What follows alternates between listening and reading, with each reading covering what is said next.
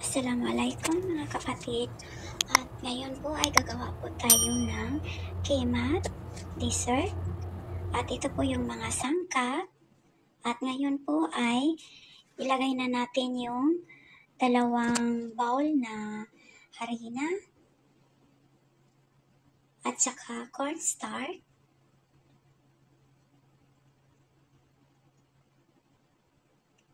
Dalawang baso na tubig. Isa muna yung ilagay natin na tubig. Mamaya po, idagdag natin yung 1 baso na tubig at nilagyan natin ng asin, kalahating kutsara at yung cream na yan, nilagyan ko po ng cream kasi po wala po akong available na gatas powder. At ilagay natin yung 1 maliit na baso na oil at saka yeast powder.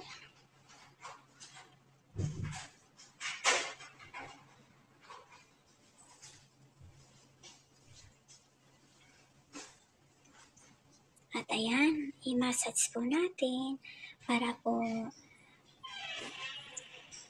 maganda yung pagka-alsa ng ating dough. At takpan natin para po umalsa yung ating harina.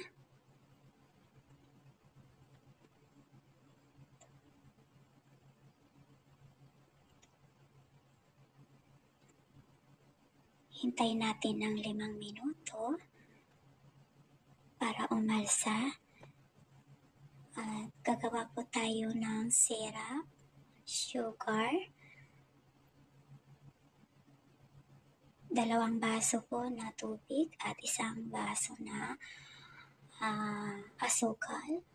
At hayaan po natin makulo yung asukal natin at lagyan po natin ng lemon para po ay lasa po yung ating syrup.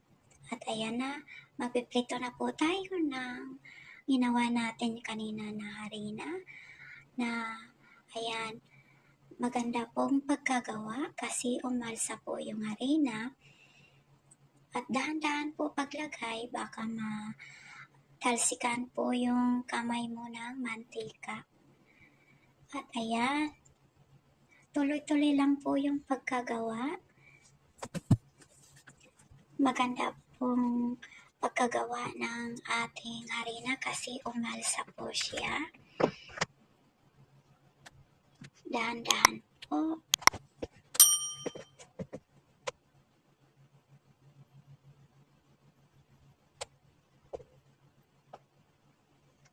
At ayan na po mga kapatid. Itutuloy lang po natin.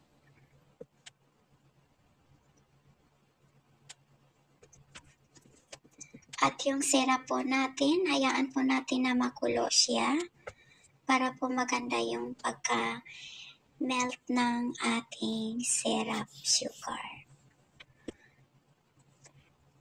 At tapos na po, i-transfer natin sa ibang lalagyan kasi po doon po natin ilagay yung ating syrup. Ayan. Napakaganda ang pagkagawa, di ba?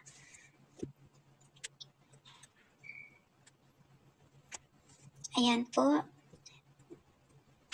Lagyan natin ng syrup para po matamis-tamis naman yung ating kemat dessert.